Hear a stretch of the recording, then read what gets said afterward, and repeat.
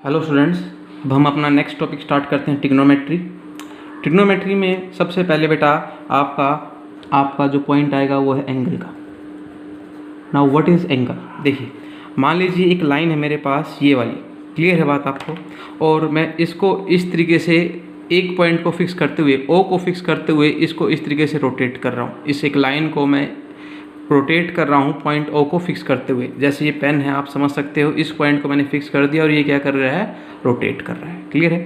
तो जितना amount of revolution line का है उसी को क्या बोलते हैं? Angle trace by the line. उसी को एंगल बोलते हैं जो इस लाइन ने ट्रेस किया है।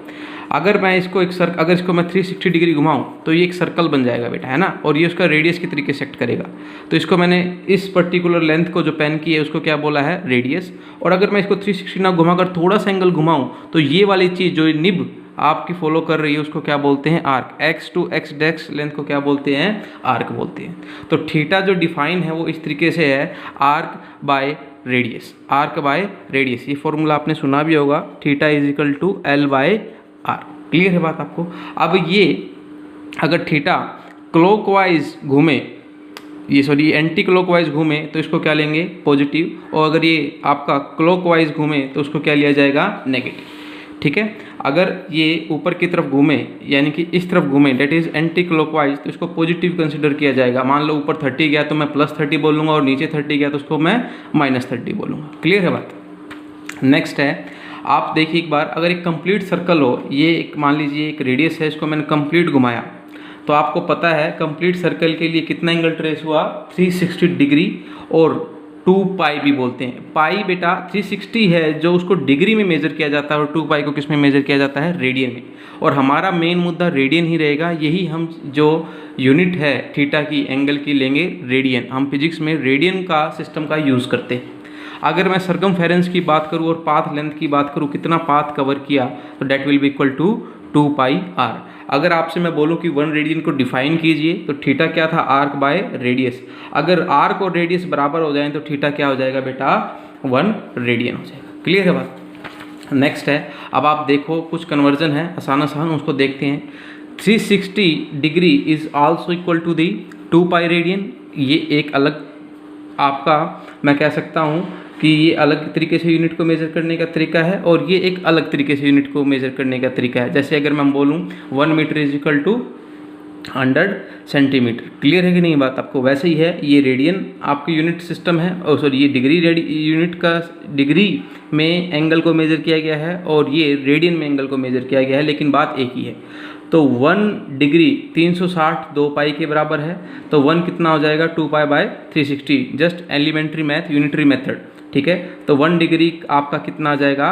पाई बाय 180 रेडियन। अगर आपको कभी भी डिग्री में दिया हुआ हो तो आप उसको पाई बाय 180 से मल्टीप्लाई कीजिए। मान लो 30 डिग्री दिया हुआ है तो 30 को पाई बाय 180 से मल्टीप्लाई कीजिए, आपका वो किस में एंगल कन्वर्ट हो जाएगा?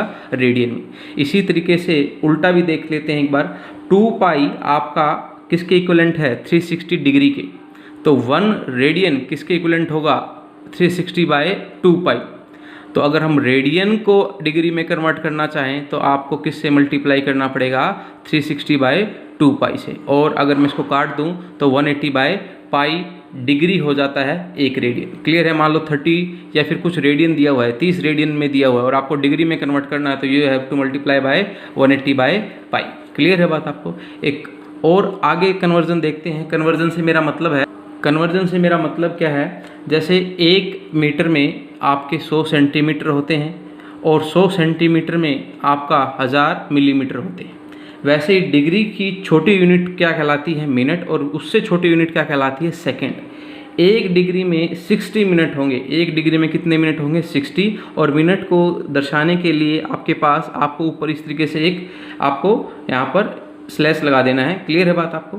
तो 1 उसी तरीके से 1 मिनट में कितने होंगे बेटा? 60 सेकेंड। और 60 सेकेंड की नोटेशन इस तरीके से आपको करनी है। ठीक है कि नहीं बात आपको? अगर मैं इसको ऐसे लिखूं तो इसका मतलब क्या है? 1 सेकेंड है। क्लियर है? एक क्वेश्चन से इस चीज़ को और समझने की कोशिश करते हैं।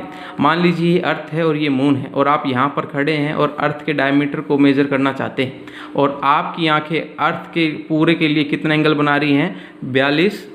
तो आपकी आंखें 42 डिग्री एंगल बना रही है, तो आपको डायमीटर ऑफ मून बताना है। और जबकि आपको मून और आपकी जो मून के सेंटर से आपकी लोकेशन दी गई है कितनी, 36 के 3,60,000 किलोमीटर दी गई। क्लियर है बात आपको। नेक्स्ट देखते हैं। अब आप इस चीज़ को समझिए, 61 minute is equal to 61 degree is equal to 60 minute. अभी आपको बताया मैंने कि 1 degree is equal to 60 minute, तो इसको मैंने उल्टा लिखा है, 60 minutes is equal to 1 degree. आपकी आंखें कितना angle, 60 minutes is equal to 1 degree, कितना एंगल बना रही हैं, 42 मिनट का एंगल बना रही हैं। तो मैं एक्चुअली में इसको पहले डिग्री में कन्वर्ट कर रहा हूँ। तो आप सोच सकते हैं कि 60 minute is equal to 1 degree, तो 1 मिनट इज इक्वल टू 1/60, तो 42 मिनट इज इक्वल टू कितना डिग्री, 1/60 इंटू 42। ये आपका किस में कन्वर्ट हो गया, आप कहेंगे ये मिनट से हमने कन्वर्ट कर दिया है किस में, डिग्री में। क्लियर है बात आपको, ये डिग्री में कन्वर्ट कर दिया है। तो 42 मिनट इज इक्वल टू, इसको जब आप सोल्व करेंगे तो 7/10 डिग्री आ जाएगा।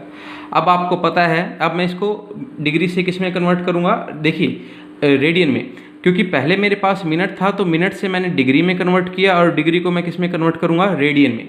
रेडियन आपको अभी मैंने बताया था कि रेडियन का क्या होता है, डिग्री और रेडियन में 1 degree is equal to π/180 radian. ठीक है कि नहीं बात। तो 1 degree is equal to π/180 radian, तो कितना डिग्री है, 7/10 डिग्री है, तो 7/10 से मल्टीप्लाई कीजिए। ठीक है कि नहीं बात, तो ये रेडियन आ जाएगा। तो आपके पास जो एंगल आ गया है वो रेडियन में आ गया है, और 42 जो मिनट दिया था आपने अल्टीमेटली उसको किस में कन्वर्ट कर लिया है, रेडियन में कन्वर्ट कर लिया है। Now diameter of moon act as a arc. अगर आप ध्यान से देखें हो क्या रहा है इस क्वेश्चन में, ये इस चीज़ को देखें आप, ये आपका आर्क का काम कर रहा है और ये किसका काम कर रहा है, रेडियस का। ये पॉइंट फिक्स है, ये आर्क का काम कर रहा है। अब आप कहेंगे सर आर्क तो कुछ आपका कुछ ऐसी होती है। क्लियर है बात आपको, आप इसको स्ट्रेट लाइन कैसे ले सकते हो। अब आप इसी चीज़ को समझो बेटा, अगर एंगल बहुत छोटा हो, अगर एंगल बहुत छोटा हो, मान लो ये यहाँ से यहाँ गया है, तो इसको नियरली हम क्या कंसिडर कर सकते हैं, स्ट्रेट लाइन कंसिडर कर सकते हैं। Now dia of the moon act as a arc. ठीक है कि नहीं बात आपको। और अब हम थीटा वाला कॉन्सेप्ट लगाएंगे, थीटा इज इक्वल टू क्या होता है, L/R, है ना। तो L/R होता है, L का काम यहाँ पर कौन कर रहा है, हमारा डायमीटर कर रहा है। हमें आर्क को ही निकालना है और आर्क ही हमारा क्या है, डायमीटर हो जाएगा ऑफ मून। तो थीटा इंटू रेडियस, थीटा आपने अभी भी निकाला, रेडियस को पुट कीजिए, इसको सोल्व करेंगे आप तो आपका निकल कर आएगा 4400 किलोमीटर। क्लियर है बात आपको। नेक्स्ट है ट्रिग्नोमेट्रिक रेशियो। ये आपने क्लास 10th में पढ़ा है, तो इसको फटाफट हम कवर कर सकते हैं। राइट एंगल ट्रायंगल लीजिए, तो जिस एक्सिस, इसको हाइपोटेन्यूस बोलते हैं राइट एंगल ट्रायंगल में, ये एंगल 90 है। 90 के सामने वाली बिल्कुल टक्कर में जो लाइन होती है टेढ़ी, ठीक है नहीं बात आपको, जो सबसे बड़ी जिसकी जो सबसे बड़ी मेजरमेंट है उसको हाइपोटेन्यूस बोलते हैं। ठीक है, और ये एंगल अगर आपने यहाँ पर लिया है, ठीक है, तो हाइपोटेन्यूस और बेस, इसको बेस, तो थीटा जो एंगल होता है वो हाइपोटेन्यूस और बेस के बीच में बनता है हमेशा। ठीक है, और थीटा के सामने वाली जो साइड होती है उसको क्या बोलते हैं बेटा, परपेंडिकुलर। क्लियर है बात आपको। अगर आप थीटा यहाँ पर लेते तो निश्चित तौर से आपका, मैं दूसरे पेन से करता हूँ, अगर आप थीटा यहाँ से लेते तो ये आपका बेस बन जाता और फिर ये क्या बन जाता आपका, परपेंडिकुलर। क्लियर है। तो अभी तो इसी थीटा के साथ चलते हैं, ये आप समझ गए होंगे, आपको समझाने के लिए क्या है मैंने। तो अभी तो इसी थीटा के साथ चलते हैं। तो साइन थीटा आपने पढ़ा है perpendicular by hypotenuse, cos theta पढ़ा है base by hypotenuse, tangent theta पढ़ा है परपेंडिकुलर बाय बेस। क्लियर है बात आपको। याद है पंडित बद्री प्रसाद हर बोले। क्लियर है, इससे आपको याद है ये चीज़ें। क्लियर है। अब आपको पता है साइन का जो रिवर्स होता है, उल्टा होता है, वो क्या होता है, कोसिकेंट थीटा, और वो होता है h/p। कोस का उल्टा सीकेंट थीटा और वो h/b। कोसिकेंट होता है h/p। ठीक है। टेंजेंट थीटा का उल्टा होता है कोट थीटा और वो हो जाएगा बेस बाय परपेंडिकुलर। क्लियर है। सम बेसिक प्रॉपर्टी भी देख लेते हैं। राइट एंगल ट्रायंगल में आपको पता है बेस का स्क्वायर प्लस परपेंडिकुलर का स्क्वायर किसके बराबर होता है, हाइपोटेन्यूस के स्क्वायर के बराबर। Sine square theta plus cos square theta किसके बराबर होता है, 1 के। और ये कुछ आइडेंटिटी हैं, इनको भी आप देख सकते हैं। ये आइडेंटिटी कैसे आई, किसी बच्चे को डाउट है तो आप इस पूरी इक्वेशन को साइन से डिवाइड कर दीजिए। Sine square by sine square कितना हो जाएगा, 1। Sine square by cos square by sine square कितना हो जाएगा, कोट। आपको ये चीज़ मैं आपको बता भी देता हूँ, आपको याद भी होगा कि टेंजेंट थीटा क्या होता है, sine by cos theta. Clear है बात आपको। और आपका इसी तरीके से cos theta by sine theta किसके बराबर हो जाएगा बेटा, कोट थीटा के बराबर हो जाएगा। क्लियर है। तो आपने पूरी इक्वेशन को साइन स्क्वायर थीटा से डिवाइड कर दिया है, तो sine square theta by sine square theta 1 हो जाएगा, cos square theta by sine square theta coat square theta हो जाएगा, और 1 बाय साइन स्क्वायर थीटा किसके बराबर होता है, आपका कोसिकेंट स्क्वायर के। क्योंकि अभी अभी मैंने आपको बताया, ध्यान से देखिए, ये p बाय एच साइन था तो ये h बाय p है, तो यहाँ से मैं लिख सकता हूँ कि sine theta is equal to 1 by cosecant theta. Clear है कि नहीं बात, ठीक है। ये p बाय एच है, ये जस्ट रिवर्सिबल है। क्लियर है।